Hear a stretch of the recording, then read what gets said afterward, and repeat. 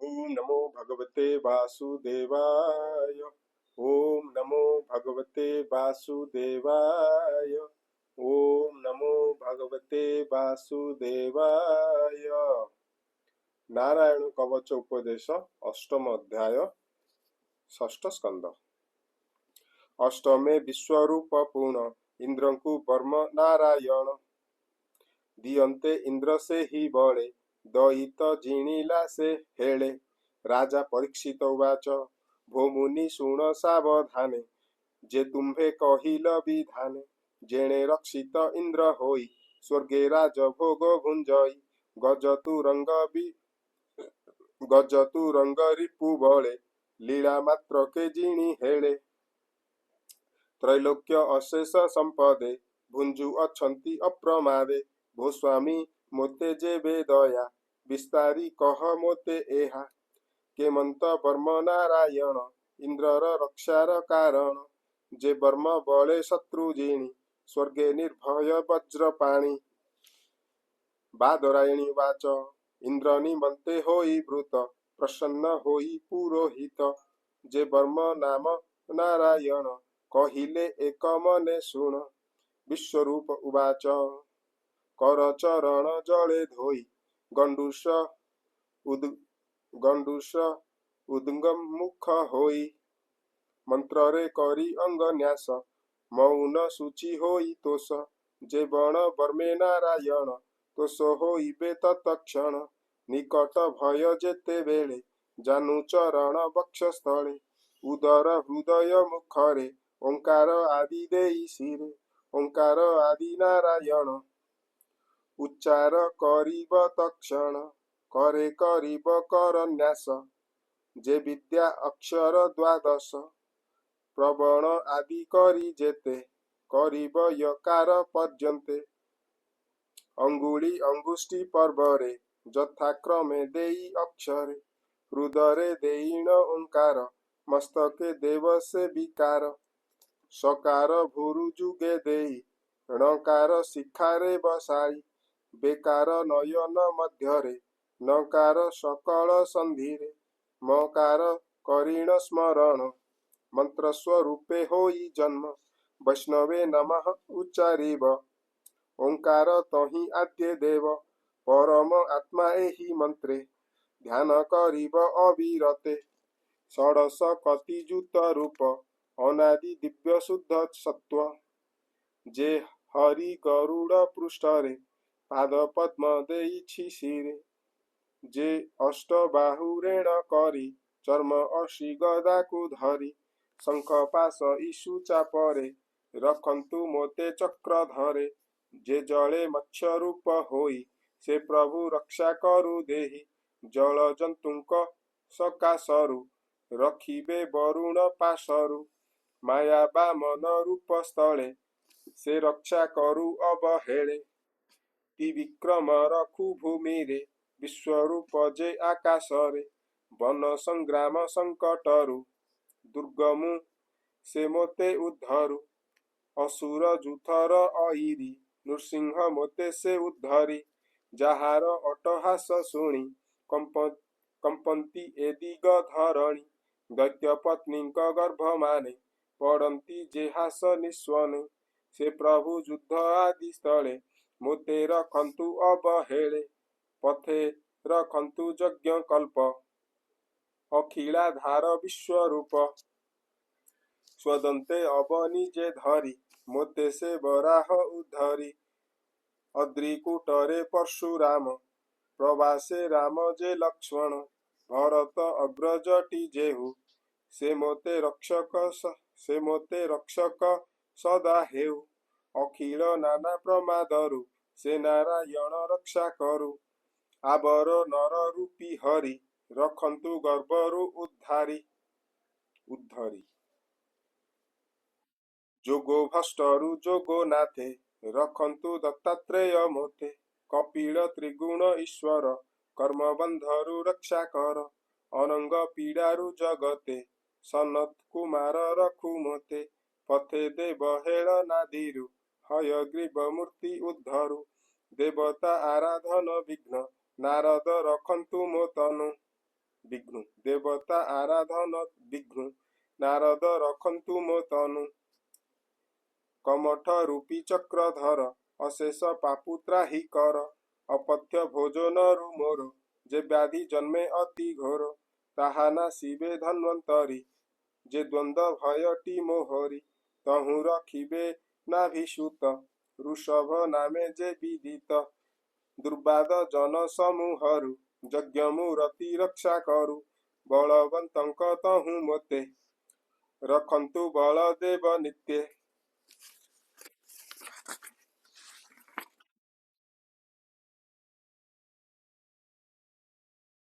ଯେ କ୍ରୋଧ ବଶ ବଳିୟାର ତହୁଁ ରଖିବେ ଅହିଶ୍ୱର ମୋହର ମନ ବୁଦ୍ଧି ବେନି ରଖନ୍ତୁ ବ୍ୟାସ ମହାମୁନି ପାଷାଣ୍ଡ ନିକର ପ୍ରମାଦ ତହୁଁ ରଖିବେ ଦେବ ବୁଦ୍ଧ ଧର୍ମ ପାଳନେ ଅବତାର ଯେ ପ୍ରଭୁ କଳକି ରୂପ ଧର କଳି କାଳ ପାପରୁ ମୋତେ ସେ ପ୍ରଭୁ ରଖିବେ ଯୁଗତେ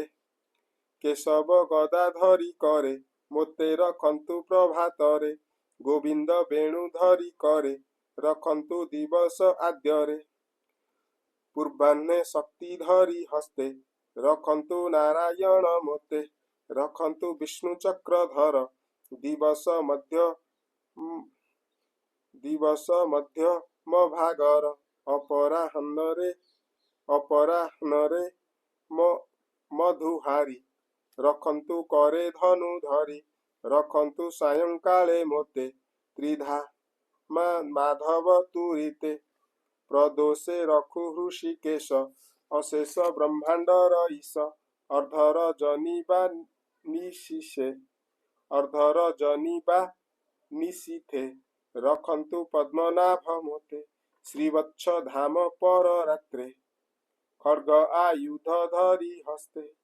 ଅନୁସନ୍ଧ୍ୟାରେ ଦାମୋଦର ରାତ୍ରି ପ୍ରଭାତେ ବିଶ୍ବେଶ୍ୱର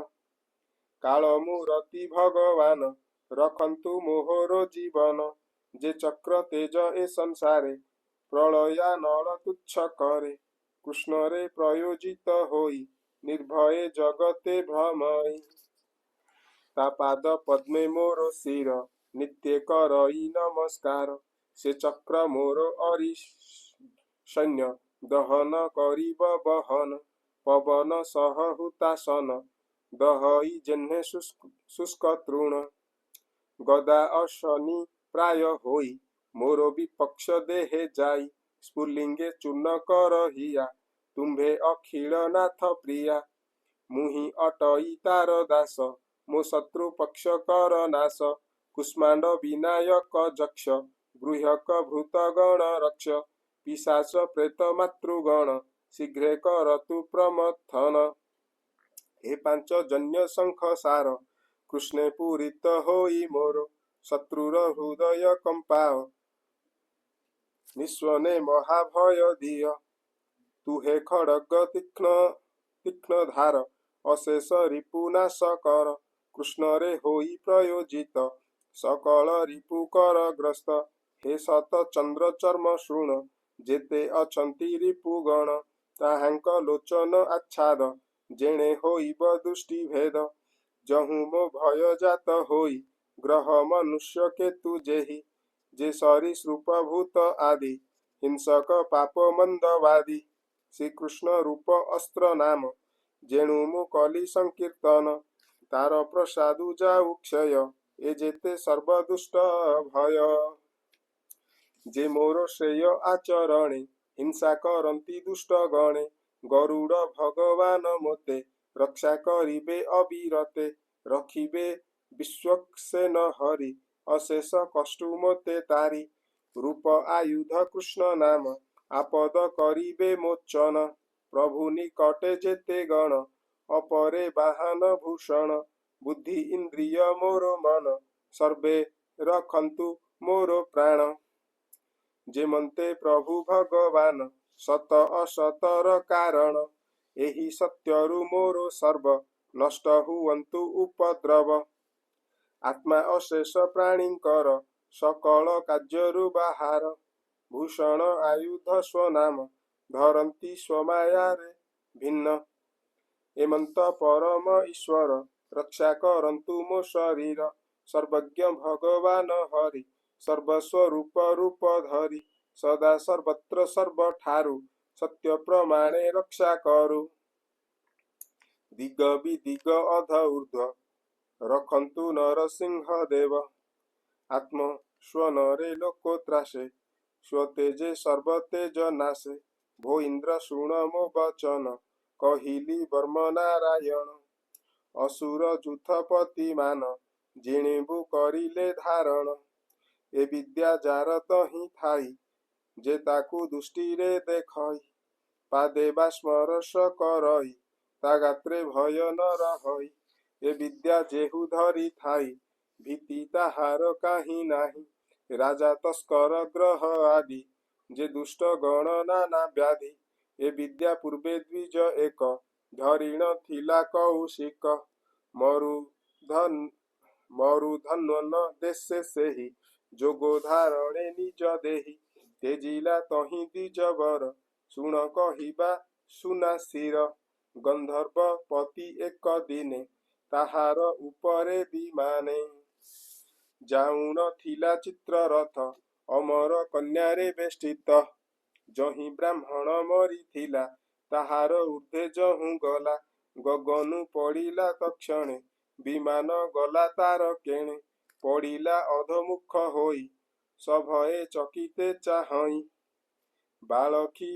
लंक वाक्य शुणी तक्षणे विप्र अस्ति आणी शीघ्रे से करिण प्राशन सरस्वती रे कला स्नान पुणी विमान आरोहिला सुखे से निज पुरे गला श्री शुक उवाच जेहा समय रे शुणी आदर करी धरे प्राणी से सर्व भयरु बाहार सर्वे करंती नमस्कार इंद्र विश्वरूपर तहि ए महाविद्या शिक्षा पाई संग्रामे असुर जिनिले त्रैलोक्य लक्ष्मी भोग कले द्विज जगन्नाथ बोलई नाम रे सर्वसिद्ध होई इति श्रीमद्भागवते महापुराणे परमहंस संहितायां षष्ठ स्कंदे नारायण वर्मोपदेशो नाम अष्टमोऽध्यायः।